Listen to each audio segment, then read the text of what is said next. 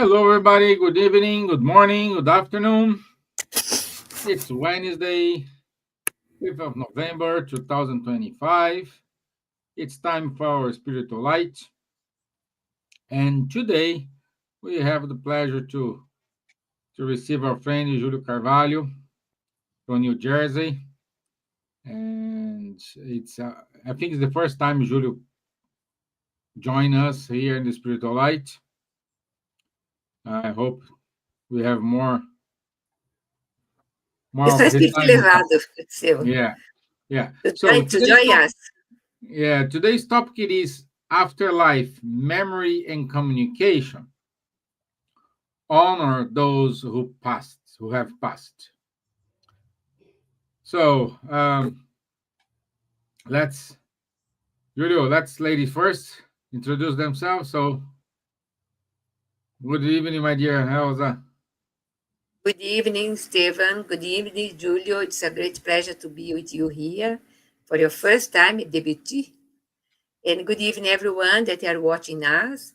Please write your question or write your comments or make your suggestion that everything will be fine, everything will be good. It's wonderful when you can interchange ideas, qualifying even more our spiritual light.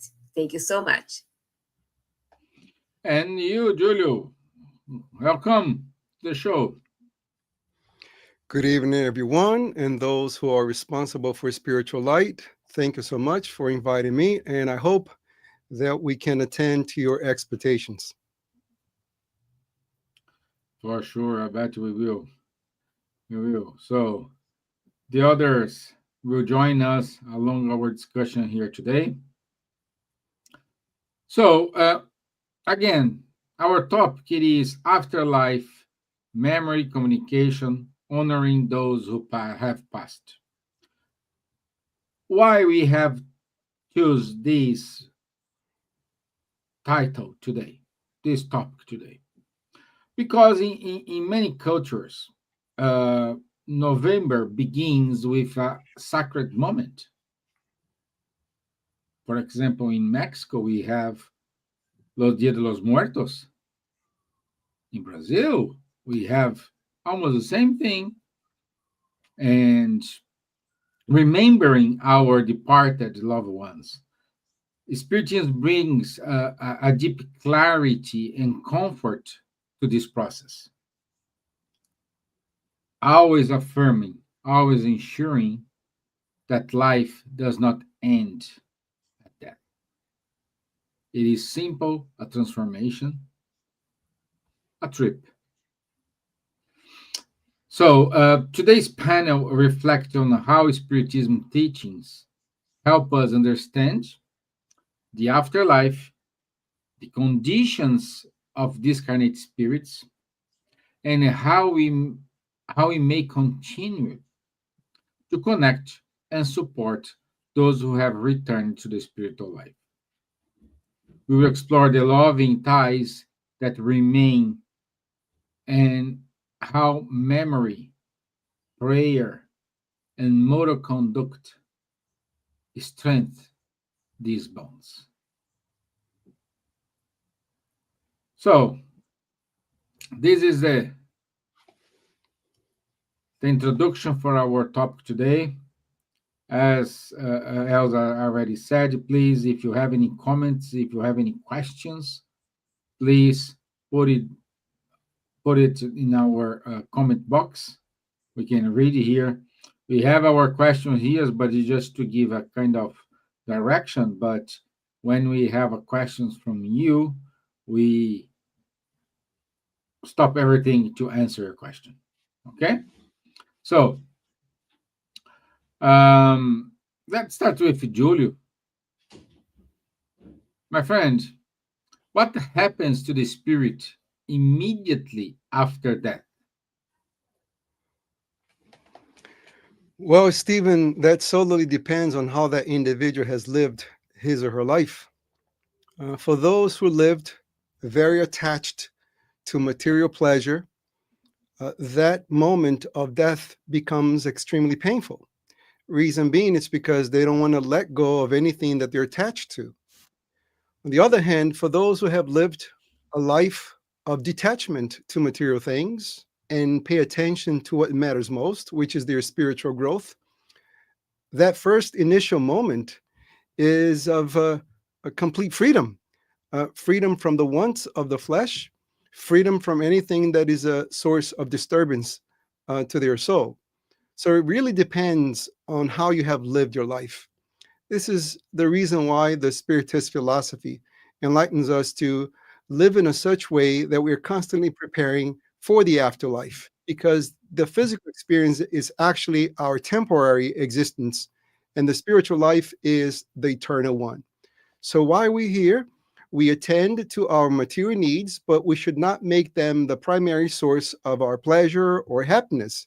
Reason being is because that will be a moment that we're going to be called to go to the afterlife, no matter who we are, how small or how large, how rich or how poor, how famous or infamous we are, we're all going to be called to that moment. And how we experience that moment solely depends on how we have lived that physical existence. We can liken the experience to someone who attends school, for example, the university. Someone goes to college and all they do is just fool around, they're getting bad grades, just partying a lot. When the moment comes for them to be done with their classes, they fear that moment because they know they have failed. But for those who have made an effort to be a best version of themselves by studying and learning and taking and getting good grades on their exams, that when the moment comes that they have to graduate, it's pure joy, it's pure happiness because they know they fulfilled their obligation. So the Spirit's book covers this material in extent when we learn from the highly evolved spirits that those who have attended to material needs, they will suffer very much, unfortunately, because they want to stay here and they can't. And those who have lived their physical life as if they were already ahead of themselves in their spiritual plane by their desires, by their needs, and most importantly, by being a better version of themselves, that moment is of pure joy. Okay, okay. And but at the same time, we need to think it's something new. Let's put it in quotes for us. We just don't remember, but we gradually awakes the spirit, and the spirit will have the conscious of the current state. So, my dear Elsa, how this how this conscious happens to us, because I don't know, I can imagine for those who thinks we're gonna die, gonna sleep, waiting for the last judgment. Not criticism here for anything, just saying, can you imagine like those who believe in something, but then when they are awake, it is completely different. What's your inputs regarding it? Steven, every time that we sleep is a training for death because we go to any places, our spirit, accordingly what we preparing ourselves during the day, and accordingly what we preparing ourselves during our existence. We can prepare to, when pass to afterlife, have this conscious that I did my best in order to spread everything good for everyone. That is the main point. Otherwise, our conscience will tell us, oh, Elsa, you did it wrong. You should do more next time, a better way, etc. We are our own judges. We have our own conscience in order to know what is the best for us to do. Because God is living in our conscience, full of the laws of the nature, everything, the divinity. We have it here in this tiny, tiny brain that we have that's not located the conscience in the brain, but it's the area of the perispirit. So the connection that we have, the life and when we die, born and die, living and die again, and die again, is something that we increase during existences a little bit better in every time because we learn how to do it in spiritual world, and we come here to put in practice what we already um, are held in our conscience, that is the living one of us, that is very spirit in spirit that we have in ourselves. We are composed of many layers, but the ones that Kardec truly and beautifully explained for everyone is the body, spirit, and perispirit. So according to Spiritism, we never die. We only change bodies. We only change time to time, come and go. Is the same um, road that everyone can go and can come, no matter rich, poor, different colors, technical, ethical lives.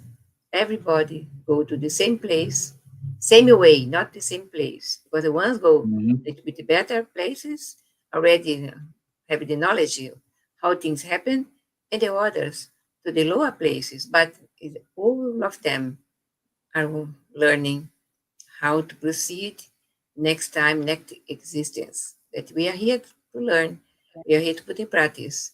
But we will see when we die, we pass on after life. Our memory is still living, and we catch everything that we did in this existence, or the previous one, and there to be a big cake full of ingredients that we have to process, take our best taste that we can in order to come back in the next or future existence, reincarnation, that is a composing our life. Life is eternal. We are immortal beings. God created us to be happy, to evolve, to be a good spirit one day, that we are imperfect now. But for sure, everyone we will. It's Yeah, a that's the only certainty we have, no? That's the only thing we know it's gonna happen. Um, Let me see if we have any comments here today. Oh, Miss Natalie Torbert. So it's great to have her here. It's a pleasure to have you here, Miss Natalie. So good. Dina Martins. So good. Um, and how and how I think the question is, how does the Spiritism explains the persistence of bonds between both worlds? And I like to kick off this discussion saying these bonds are never untied, because the question I ask you is, if someone who passed away, I believe you will still love that person, a, a husband, a wife, daughter, a friend. It's not because your friend, your husband, your daughter, your son passed away, you didn't delete that person from your mind and you don't love this person anymore. Since you don't love this person, since you you cannot stop loving that person even though he's not here, the same thing applies for those who are in the other side. It's not because they are not anymore incarnated, they stop loving you. And they always be with us, connected with us. And these connections We just don't have the physical touch, but we can connect it to a prayer, to thoughts, by your moral affinity. So, in other words, distance is not an obstacle here. What do you think, Maria Elsa? I see this question or this thought in two ways, Stephen, actually, because we can say we bond with our kids here now, that some kids are very nasty for the parents, and parents says, oh, I did wrong with these spirits that are my kids now. Perhaps I killed them, or I robbed them, or I did bad behavior towards them. And the kids now is giving back. No one born to kill, or born to be rude, or born to do things against others. We born in order to put in practice love and charity in our existence. But the father, the mother, the parents died. And in the spiritual world, they still link with these kids, this incarnation, and the others, the previous incarnation, and the other incarnation. So the bonds, sometimes the link will be very weak and sometimes very strong. Strong means when I am incarnated here right now, I find people that I have very strong bonds. Probably I said no, probably these people or this person or the family are my family from the past. I feel this connection reincarnated. Imagine when we are in the spiritual world with the freedom of see the entire panorama of so many existences that we can say, oh, the ones are my spiritual family.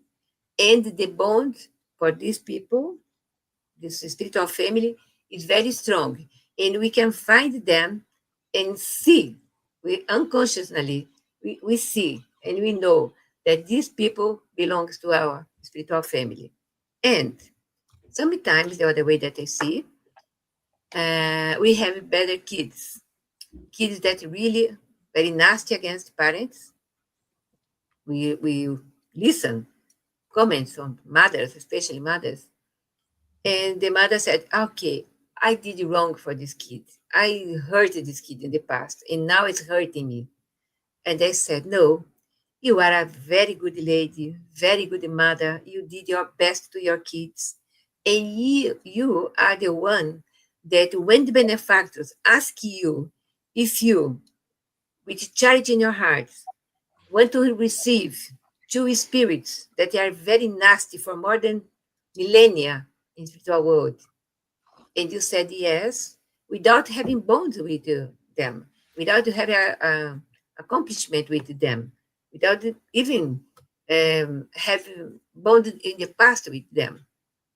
And this mother looked at me and said to me, "But it is possible."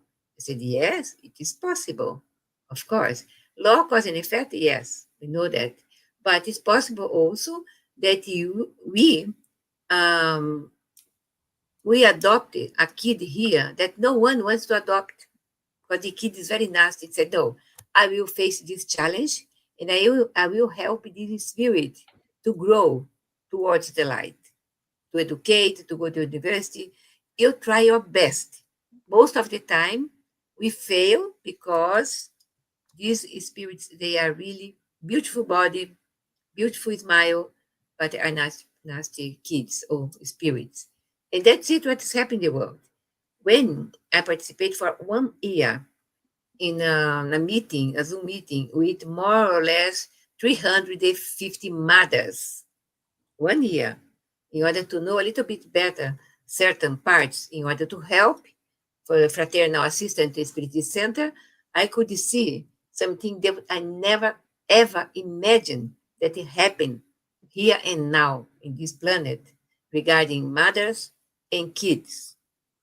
That is something that I never could imagine because we don't have bad things in our mind, so you don't imagine these kind of things happen. So these bones, that of course, these 300 mothers crying because their kids, what they are doing.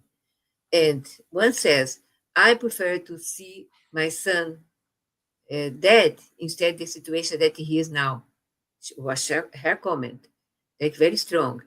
And in spiritual world, probably when she returned and face the entire questions about what you did in your past life, she could say, I did my best.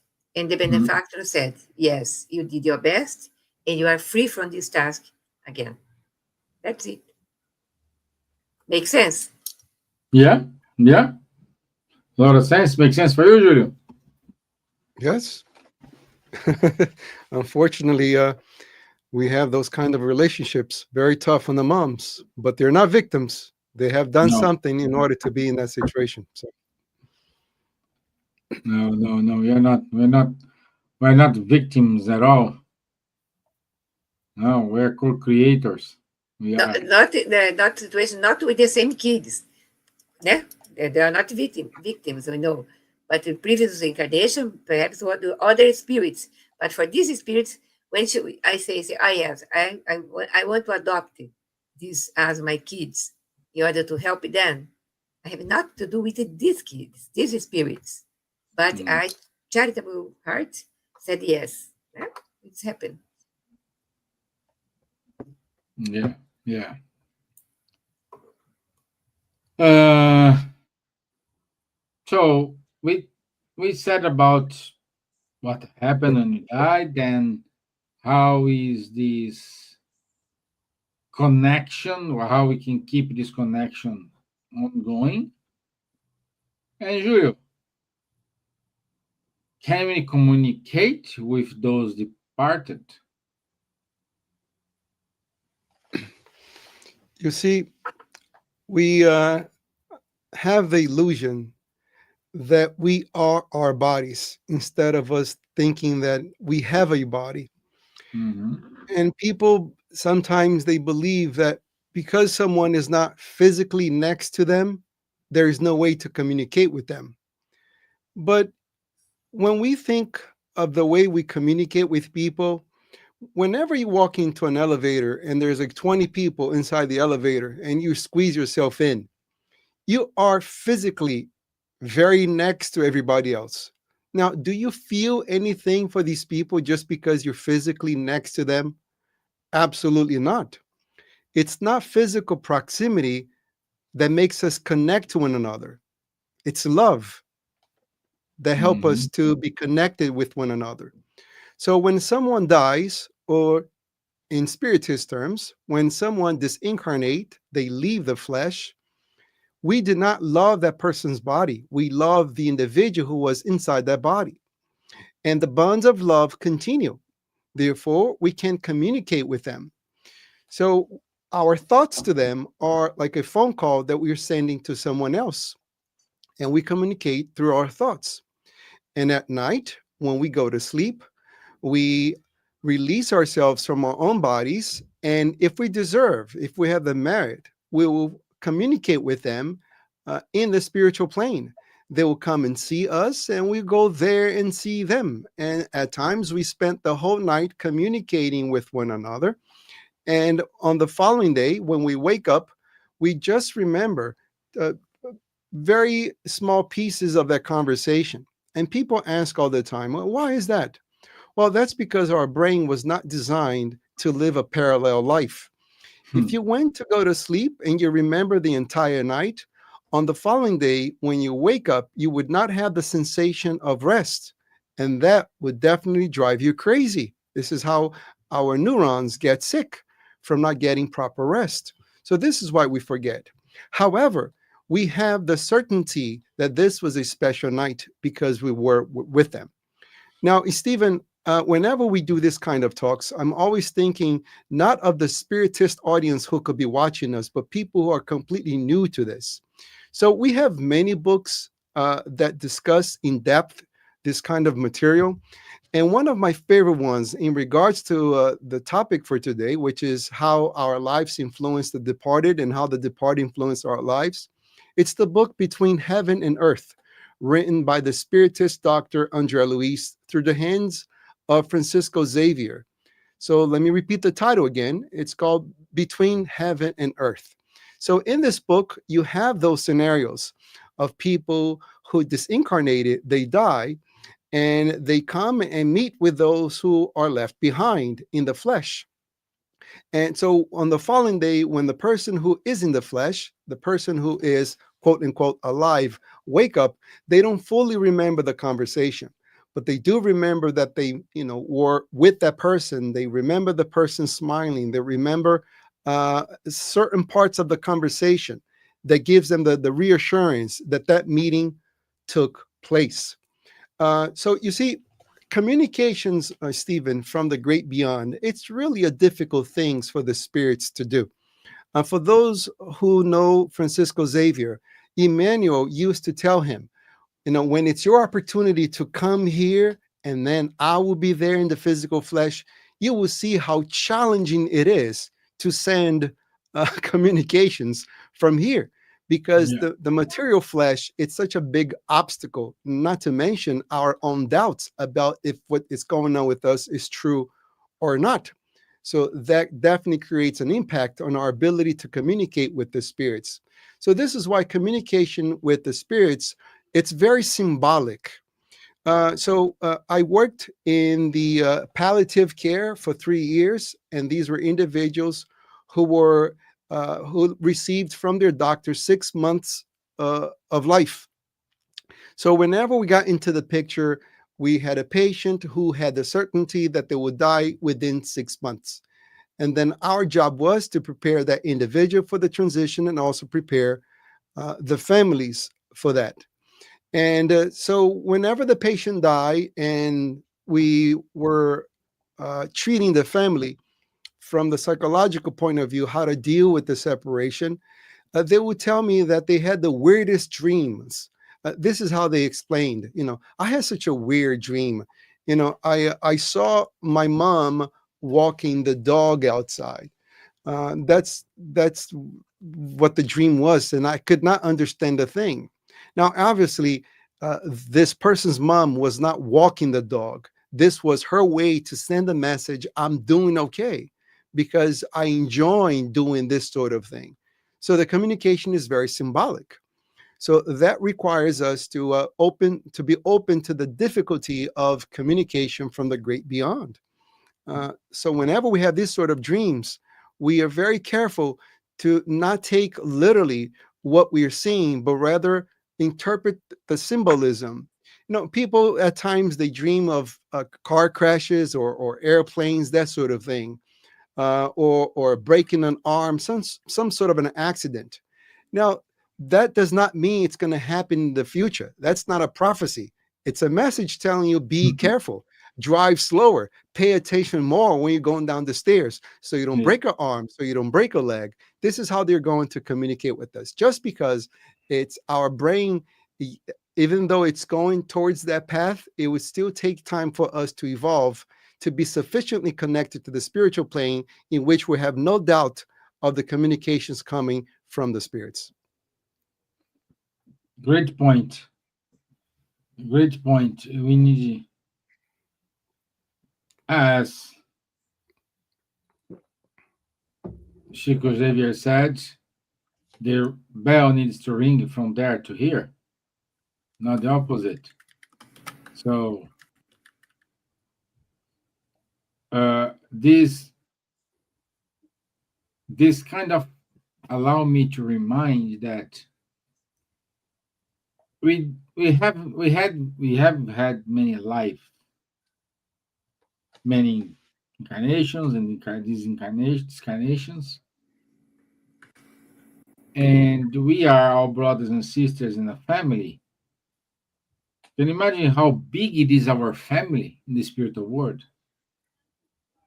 How many prayers we have from them to ourselves here, because for their perspective. We are the ones working now. We are the ones on duty. From their perspective, it is this, and they keep sending love, care, attention. That proves we are not and will be never alone. We are always connected. Like as I said at the beginning, in Los Dias de los Muertos, families goes to the cemetery to have a meal along with the grandparents who passed away.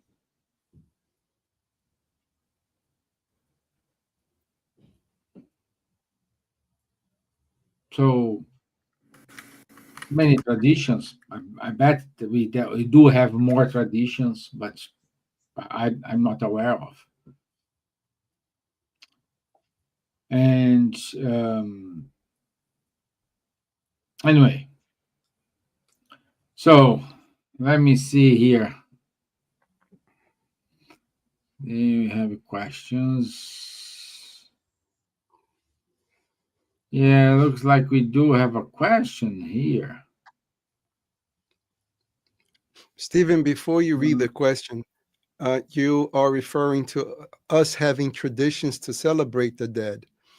As a matter of fact, paleoanthropologists, these are scientists who study the evolution of the human beings here on Earth. And one of their ways to distinguish if we are primitive or more advanced species is if we are celebrating the dead. So Mm, the paleoanthropologists, they search if they can find cemeteries, literally, because if they do, that means our ancestors, they worship the dead. They buried, which means they found respect, which means we uh, evolved from primitive beings to more evolved beings just because of the worshiping of the dead. That's how a primitive that tradition is, because that's what partly what defines us as human beings. perfect. Perfect point. I love it. Dear Elsa, you're quiet. Listening and reading, the big question here now. Yeah, we do Sonia, have this question. yeah. I think it's the respect and the dignity that we have towards our families, our beloved ones, our ancestors, towards ourselves. We do unto others what we want others do unto you, unto us. So I, I myself, I don't be buried, I don't be cremated. It's another question that I prepare myself. I'm not to do this kind of things.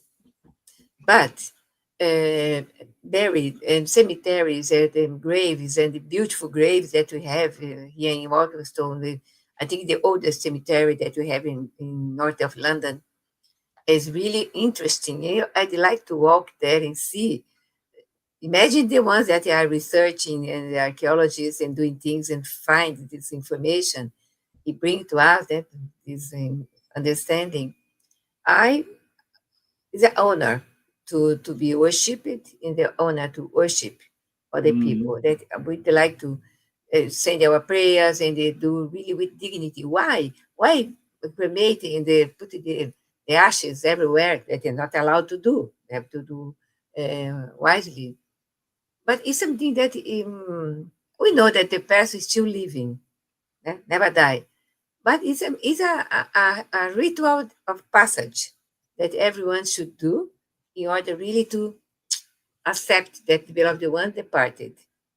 And the history show us, I don't know how it was the first cemetery founded in the archaeology times, but it's something that tell us that the man, care Mhm. about other people when buried.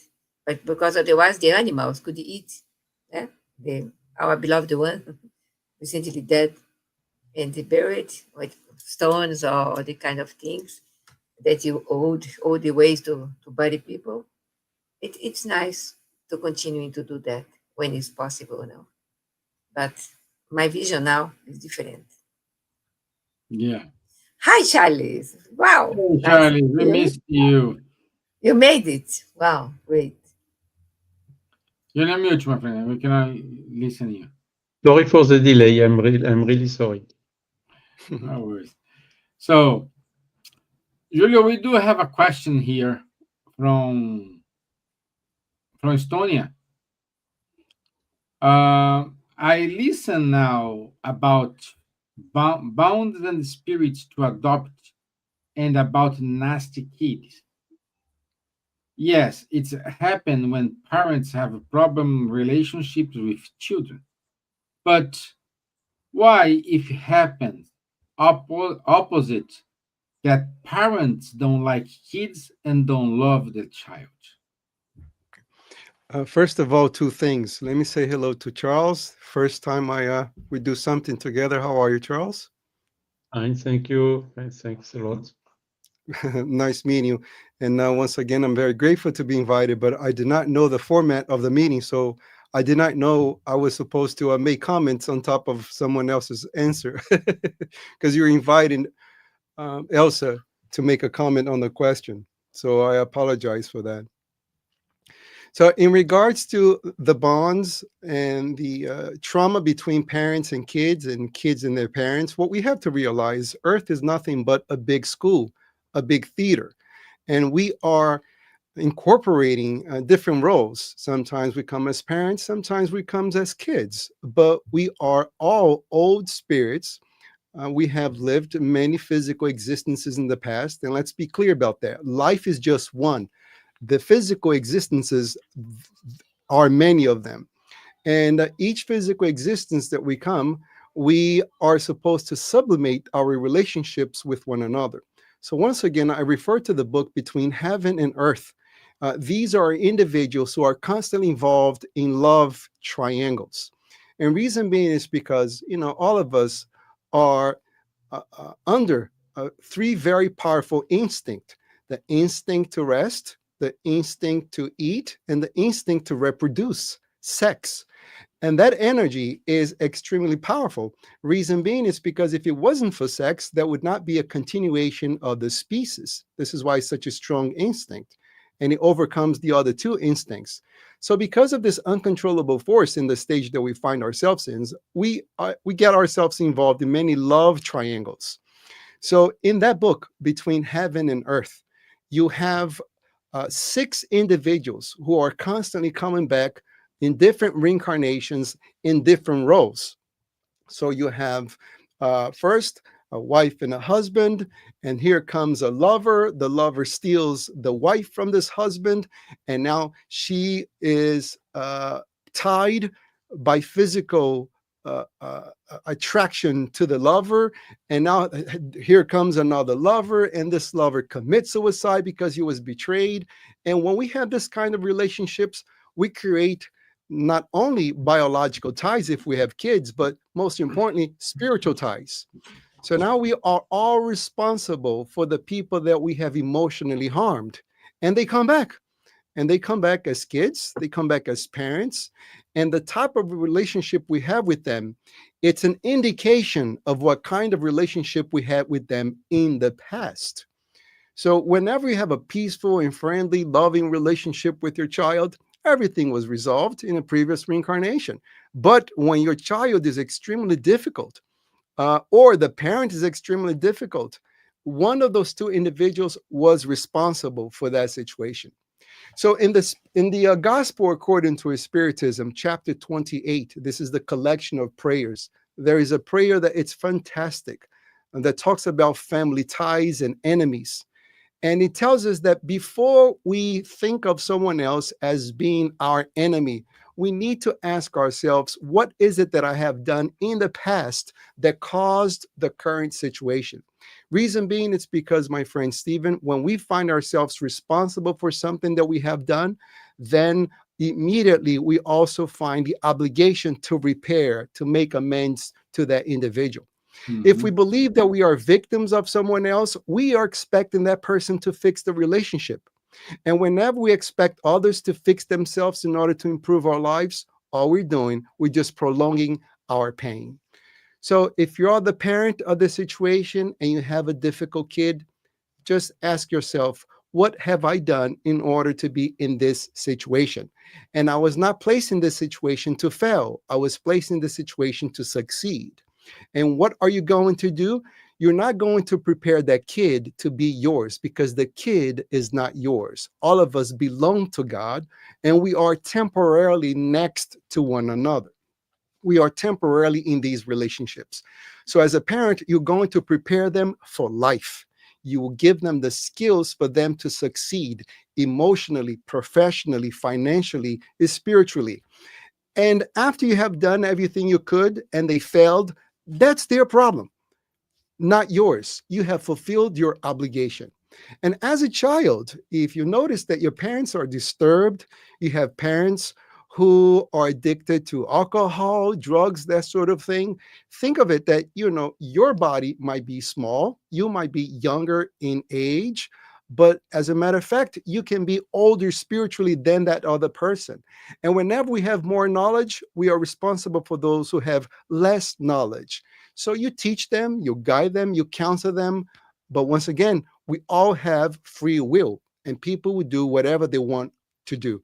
But the important thing is, if we are aware of our mission, which is to be a better version of ourselves, we'll make the effort to do our best, if we are a kid or if we are the parent.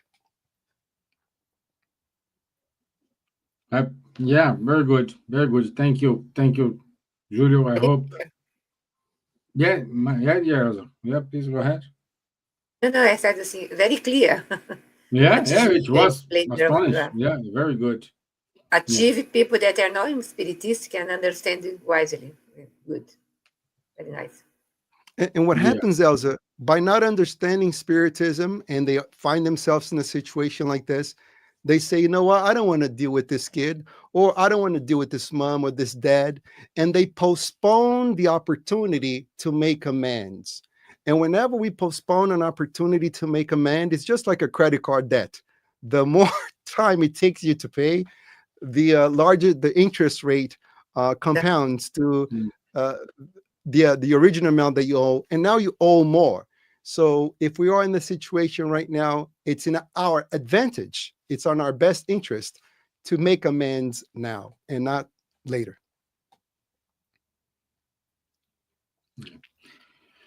Okay, Charles, my friend.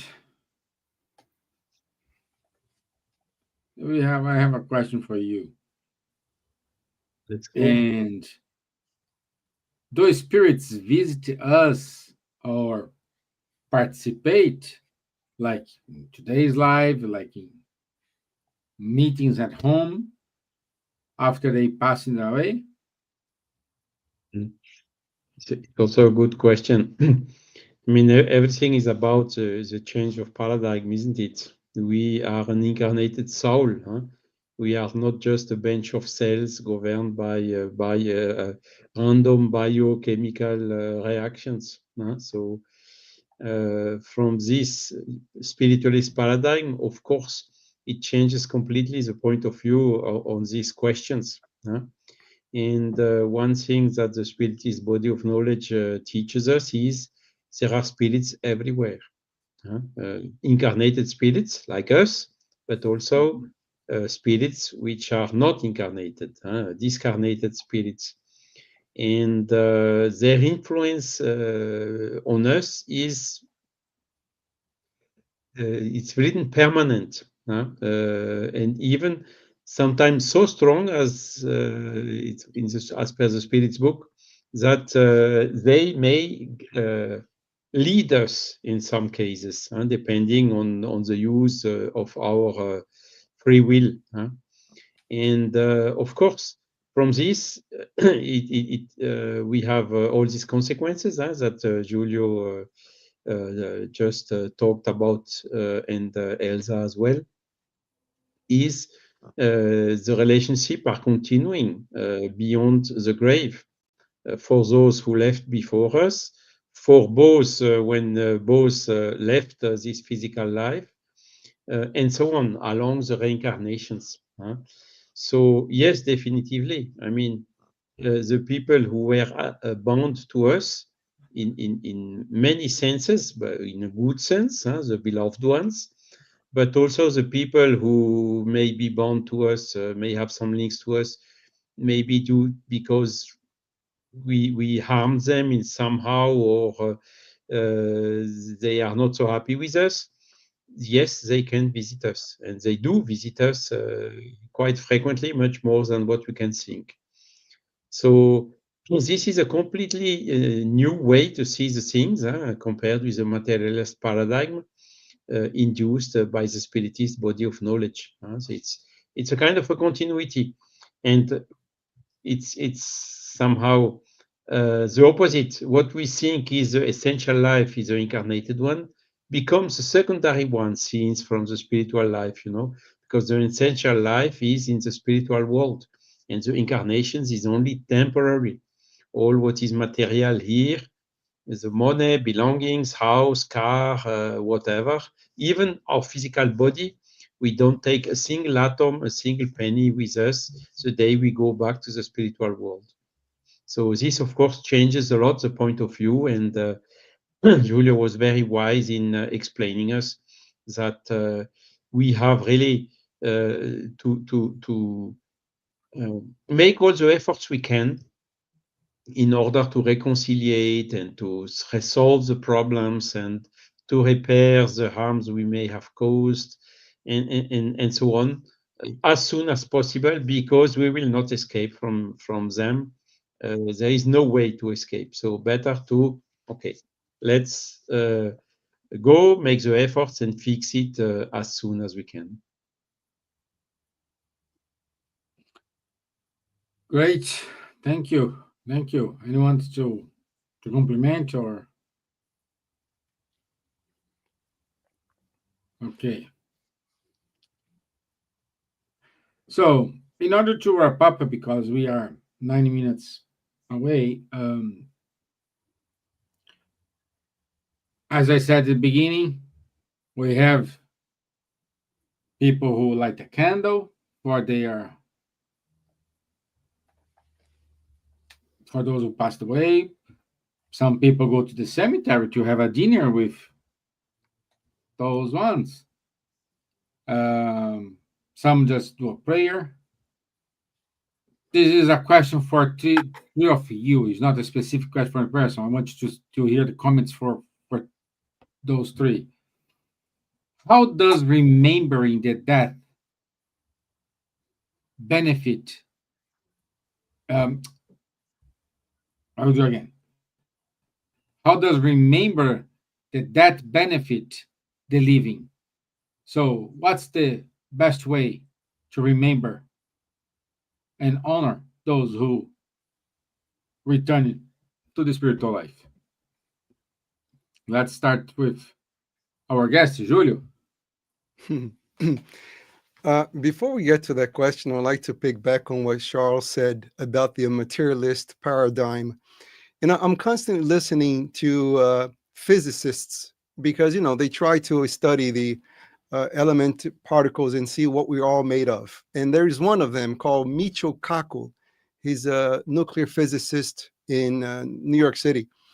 And then he talks about his book, The Science of the Future. And look what he said. He said that in the future, we will no longer build machines in order to travel to different planets, because now we build machines and we cannot even transport human beings. And it takes 6 months just to transport a satellite to the nearest planet, Mars. So he said, in the future, we're going to download our consciousness into a computer, and then we're going to shoot our consciousness at the speed of light to Mars, and it takes 60 minutes to get there at the speed of light. And there at Mars, get this, my friends, we're going to have an avatar that can accept our consciousness, and then our consciousness will express itself in Mars with the avatar of our choice. Now, isn't that what we have here? Our body is nothing but an avatar. Now, it's such an excellent avatar that gives us the illusion that we are the avatar. So whenever we see someone's avatar dying and through the process of and goes through the process of decomposition, and I love this word, things that were composed are now being decomposed to be reused by nature. We think that the person is gone, but the person is not gone. It's the avatar that broke down. Another knowledge to this, if you use your car, your regular vehicle, it gets to a point that that car is no longer usable. Now here in the US, you take that car to a junkyard in order for the parts to be recycled. You don't stay inside the car in the junkyard, you go back home. So those who we love, they go back home to our spiritual home. So our memories of them impacts them very greatly.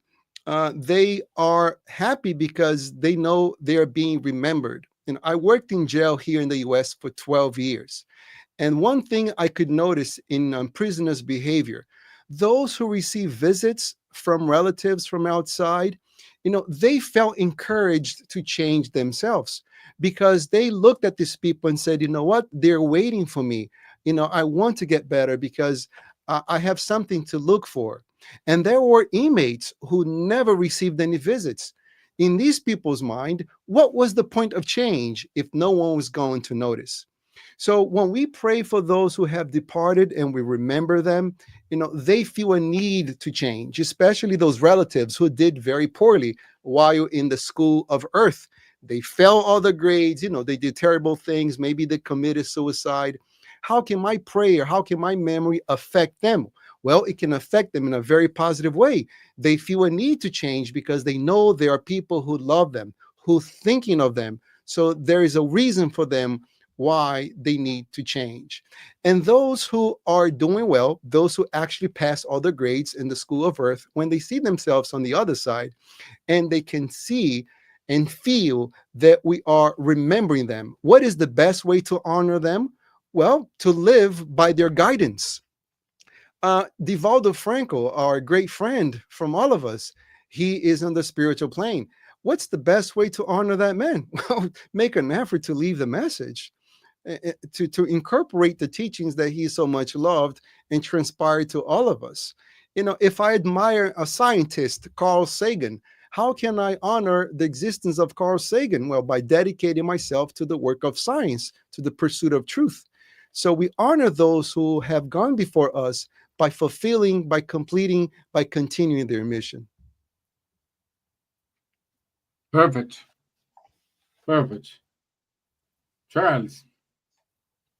Yeah, maybe I would just add that this process of the future described by the physicist, I don't remember the name, Giulio, I'm sorry. Crazy name, Michio Kaku. Michio Kaku. So is obsolete already because the spirits and the thoughts do not even need 16 minutes and much less 6 months to go from here to March. They can go instantaneously or maybe almost instantaneously.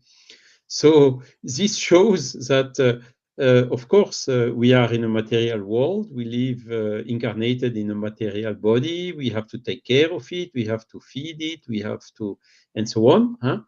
But in the spiritual world, these things are even much more advanced. And when we talk about the plurality of inhabited worlds and so on, it's not only the solar system, it goes much beyond. And things that even March is very difficult to reach. Imagine a different stellar system from the solar system. But for the spirits, it's just a jump. The speed of the thought, you are there. And this is also very important to consider in the way we shall remember the one who passed away before us, because these thoughts, the transmission of thoughts, is really perfect. When we think about someone in particular, the addressing is also immediate. This person will feel immediately that we incarnated or not incarnated, will have a reaction coming back of this thought. So this technology from the beyond, from the spiritual world, is much more advanced than what you can think, and we have even sometimes difficulty to conceive how this can work, relieving from all these limitations from our material world, one of them being the speed of light. But it is a reality. So I fully share Julius' view. Yes, the best way to honor the one who passed away before us is to have good thoughts about us, concerning them, to follow their example, to express feelings of gratitude, and so on, which is simply called love. And that is the nicest way to honor them. And even some people of our enemies who died, we can also honor them by saying, asking for forgiveness, sending good thoughts, praying for them. There is so many we can do in almost all the cases. And it's really something new. The prayer, which was somehow theoretical, gets now, with the Spiritist body of knowledge, much more practical, much more real. Perfect. Perfect. Very clear, both messages. And you, my dear Elsa, to wrap up.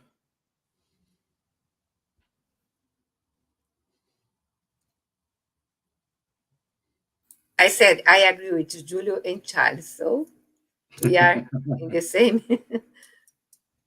Okay, Yeah. thank you. Yeah. That's it. Thank Yeah, you very much. very good comments. Thank you, Julio. Thank you, Charles. So My pleasure. I don't see any other questions here.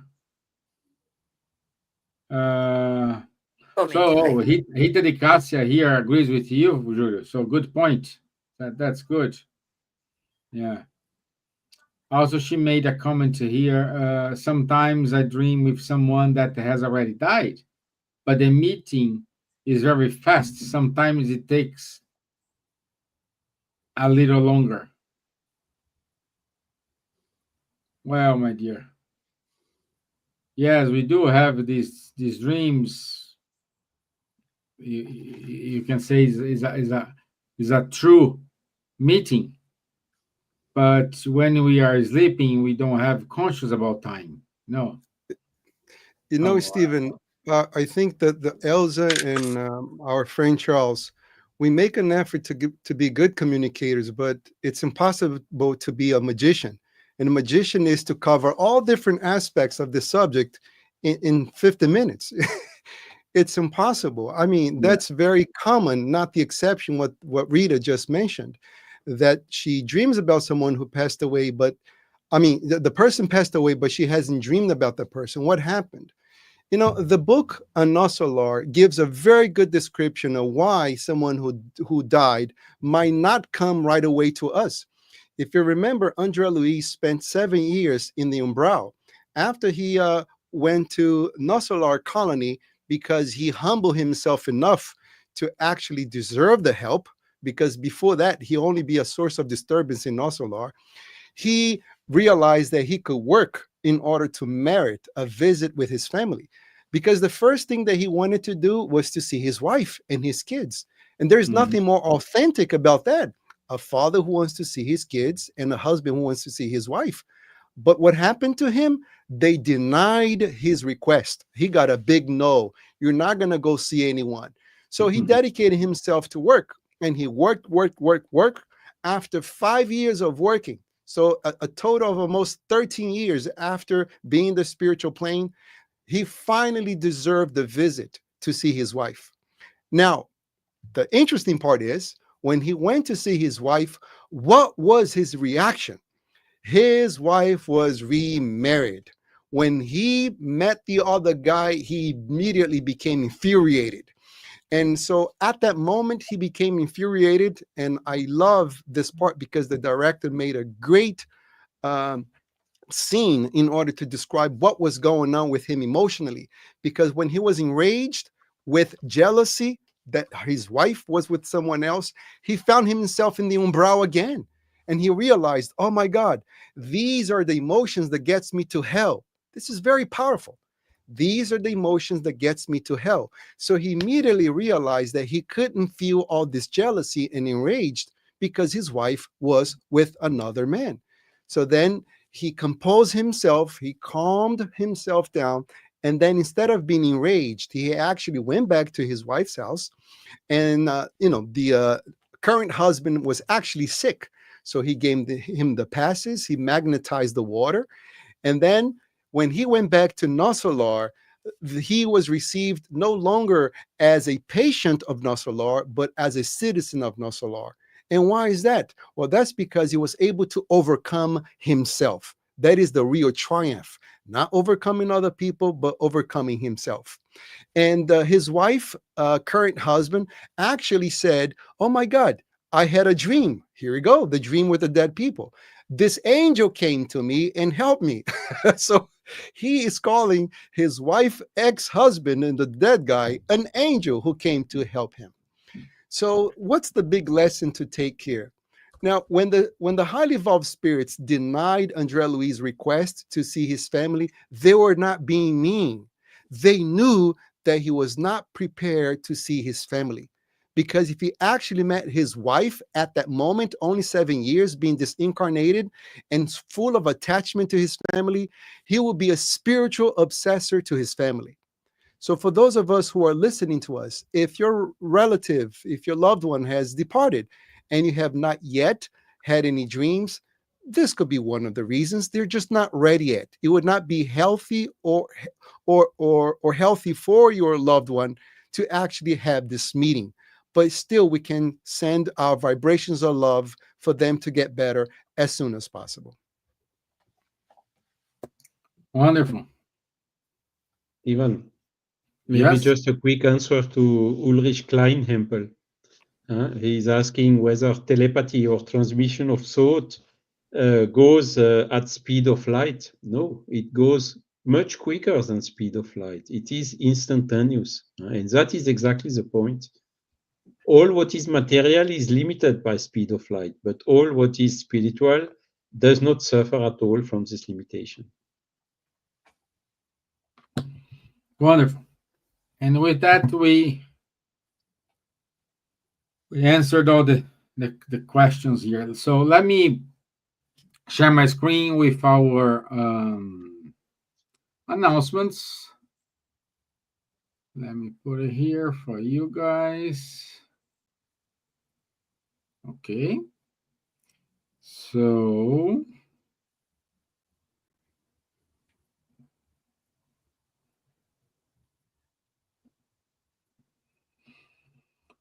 okay, so next week we will have our friend Marcia Trajano with us, and the topic is mourning, grief, and hope, healing through spirit's consolation. So 9 p.m. 9 p.m. London time on the 12th of November. Okay, so also every Saturday at 10:30 a.m. London time, we do have the Mediums book study with Charles, Munir, and Guilherme. So everybody's welcome to join. Please keep reading Spiritist Magazine. It's free of charge. Just access this website. You can download the magazine and you can read it. So for more informations about the Spiritist Centers in London, please go to www.buss.org.uk.